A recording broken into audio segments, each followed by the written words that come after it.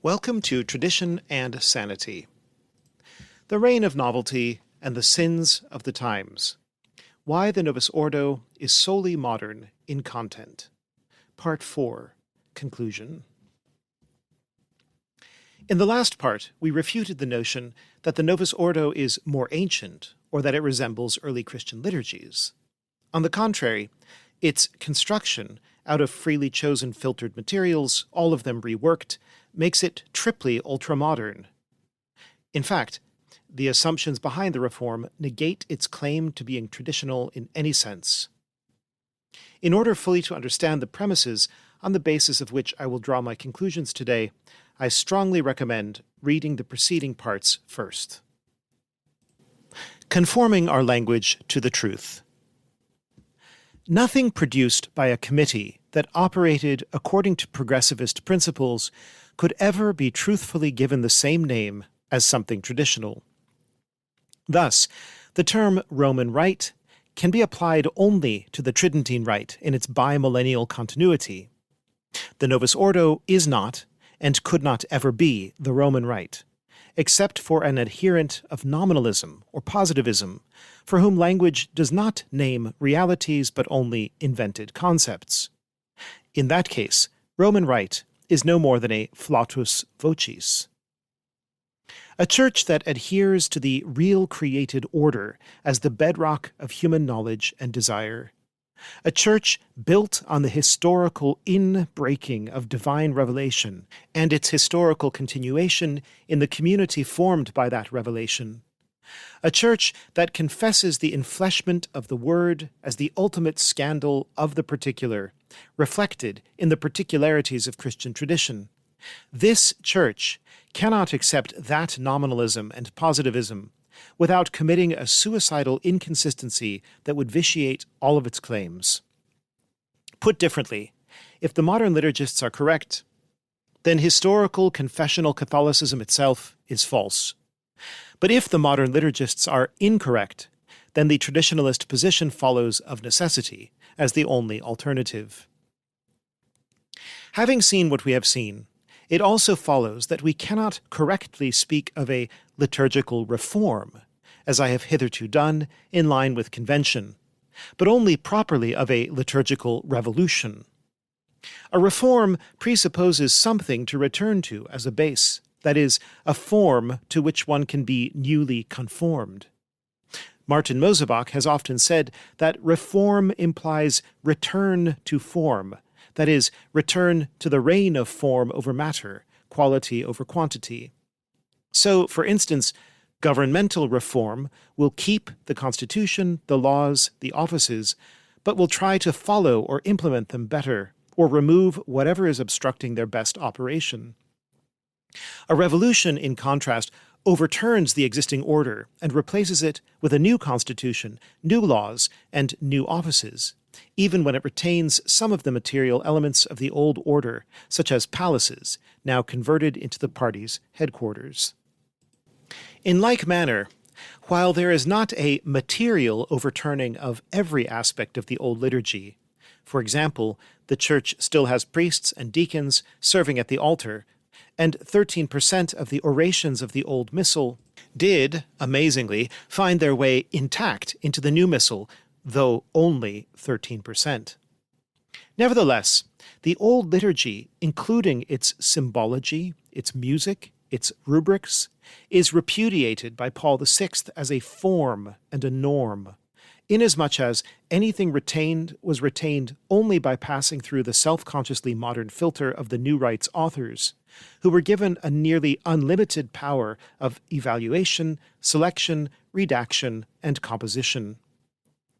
As Father John Baldovin puts it, quote, "Since the reform was clearly intended to update anachronistic aspects of the Roman liturgy, it was certainly part of the brief of the reformers that they select and edit prayers to suit the changes in theology and spirituality experienced in the late 20th century. Any other course of action would have been irresponsible. Therefore, when more positive motivations are substituted for a rather negative spirituality, the reformers were performing their task." Unquote. In short, the liturgical revolution rests on an error in first principles that vitiates the soundness of any and all structures built upon it. It was, and is, an act of unprecedented hubris, an incurable rupture, a sin of infidelity against divine providence, and injustice against the souls purchased with the precious blood of Jesus Christ. We may draw three conclusions. First, it is impossible to celebrate the Novus Ordo well, if by well is meant in continuity with Catholicism. The observation of Andrew Thompson Briggs, originally made about fine art, may be applied to the reform of the reform and other such fantasies.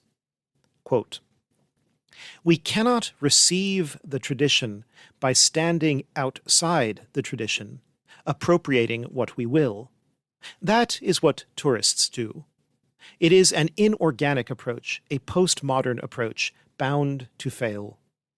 Rather than grafting ourselves onto the venerable tree, we would be assembling a bundle of sticks.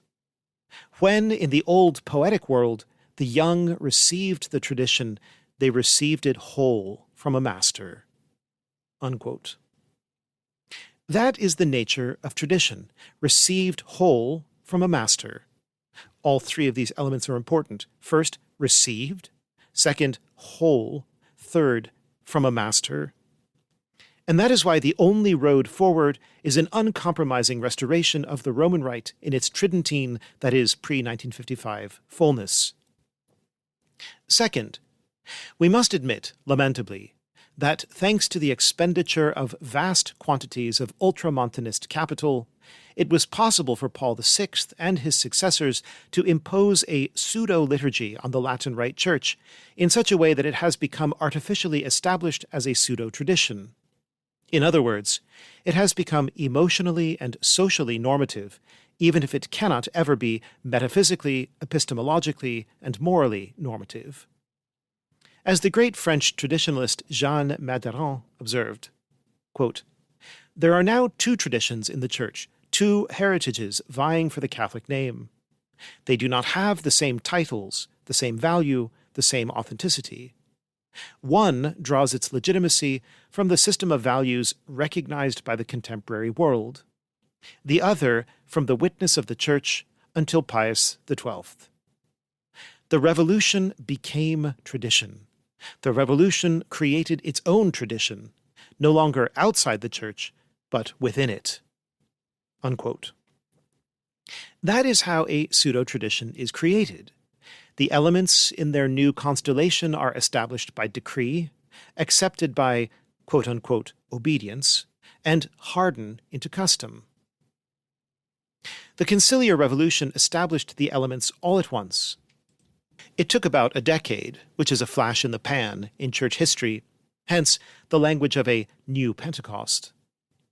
One thinks of a civil constitution that goes into force on such and such a date. Remember that it was the influential Cardinal Sunens of Belgium who stated, "Vatican II is the French Revolution in the Church," a claim vindicated by Pope Francis's explicit inclusion of the motto liberty, equality, and fraternity in his encyclical letter Fratelli Tutti. The revolutionary program has installed itself in the Holy See, much as Christ spoke of the abomination of desolation standing in the holy place. That is, a false image of God in a commandeered temple with a pseudo-liturgy based on a faux tradition. Thanks to the hypnotizing power of hyperpapalism, it is the traditionalists who now look like the revolutionaries. We appear to be overthrowing a constitution. We are, but it is the defective constitution of the pseudo-tradition.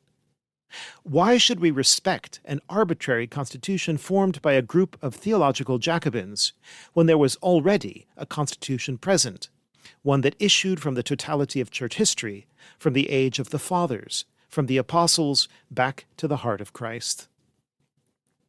No matter how long the Novus Ordo lasts, it can never become traditional, for the same reason that rock music played 500 years from now, God forbid, would still be contemptible for anyone with knowledge of the art of music and the paragons of supreme musical achievement, or even of healthy traditional folk music. The reason Palestrina, Bach, Haydn, and Chopin can be called great composers is, quite simply, that they write inherently great music, according to all the norms by which one can objectively judge that art form. And although tastes will vary, and the fortunes of composers will rise and fall, anyone who knows music will be able to recognize that greatness as an intrinsic, universal, timeless attribute of their work. The same is true in the sphere of liturgy. If there is still a Novus Ordo Mass being said somewhere 500 years from now, perhaps on a second Sunday at 3 p.m., it will not cease to be a slapdash product of the lame-brained ideas of 20th century committees operating on faulty assumptions and perverse principles. To make this claim more concrete, the versus populum position of the celebrant, that is, facing the people, will never cease to be wrong, no matter how long it is wrongly practiced.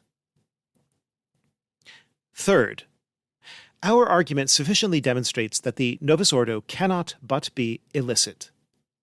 The sacred rites of the Church are not raw material in the hands of human laboratory technicians. They are a godly inheritance that must be received with humility and gratitude. No pope has the authority to do what Paul VI did, and no result of such an abuse of authority can have legality or legal force. No pope has the authority to put himself above the entirety of ecclesiastical tradition as its judge. Therefore, the creation of a new rite is illicit. Such a fabricated rite cannot be binding in conscience because its construction was wrong in itself. It follows from this that no priest can be required to use Paul VI's books, and indeed, if he understands the nature of liturgy, he will not use them, but will see himself as under obligation to use a traditional rite of the Church, be it Roman, Dominican, Sarum, Ambrosian, or one of the Eastern rites. The principles of the Reform shattered the taboo, so to speak, of altering the rites of divine worship. It was precisely this hubristic act of rupture with tradition, this elevation of modern man's judgment or desire as the principle of principles, that unleashed 6 decades of monstrous liturgical abuse, of sacrilegious manipulations, permutations, and adaptations, of subordinating the divine mysteries to the whims of individuals or committees. The sins of the fathers of the new rite were visited upon the children. The combination of liturgical inauthenticity, unfittingness, lawlessness, and sacrilege does more to explain the disastrous state of the Church in the West than any other possible explanation. For the reasons given in John Lamont's essay, Is the Mass of Paul VI Licit? Quote, "It is likely that a wish to avoid drawing any such conclusion, namely that the Novus Ordo is illicit, explains the general failure to examine the question of the licéity of the Missal of Paul VI. But although this conclusion is unwelcome, it is also illuminating. In his address to the plenary meeting of the Congregation for the Doctrine of the Faith in January 2012, Benedict XVI observed accurately that, in vast areas of the earth, faith risks being extinguished, like a flame that is no longer fed. We are facing a profound crisis of faith." The mysteriousness of this crisis has rarely been sufficiently emphasized.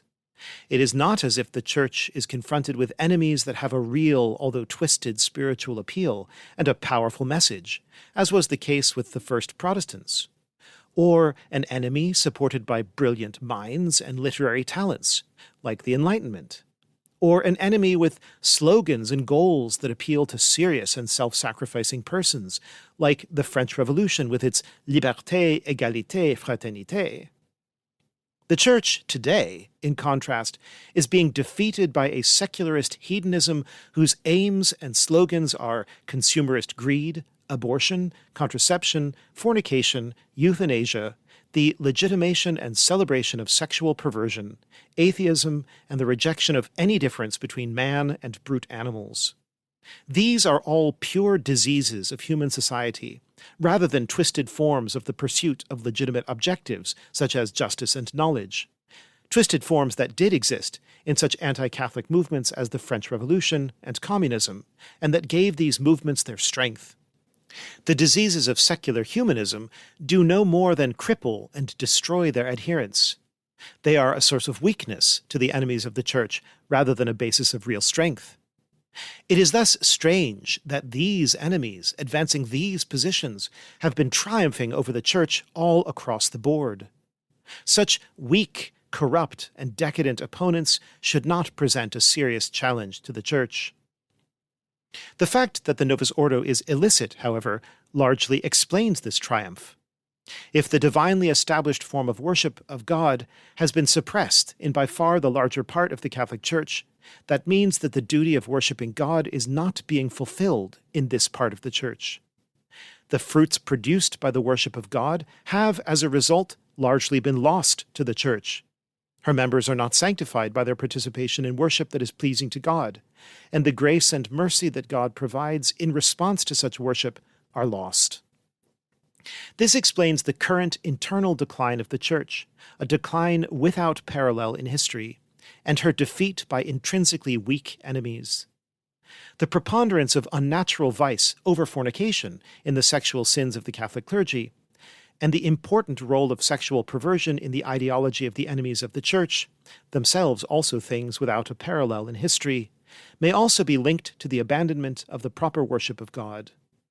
Such perversion is identified by St. Paul as a consequence of failing to give God the honor and praise that is due to him. See Romans chapter 1. And this honor and praise is given primarily by the celebration of the liturgy. Unquote. We are confronted today by a situation that can only be called apocalyptic, in the literal sense. It reveals or unveils the way things truly are.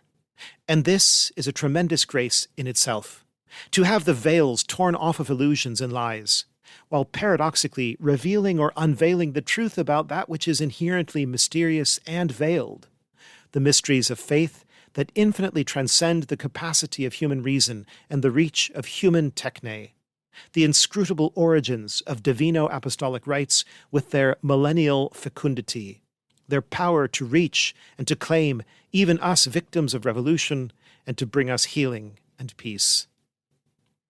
And this is why we must not compromise, swallow half-truths, tolerate the rigged terms of false peace offered by the prison guards of treachery, custodes traditionis, or depart 1 millimeter from the program of restoration.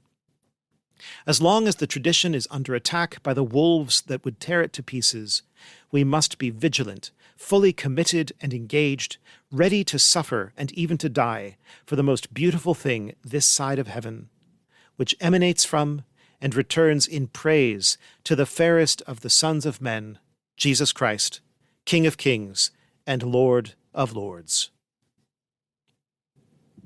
You will find the detailed notes of this part on the Substack. Thank you for listening, and may God bless you.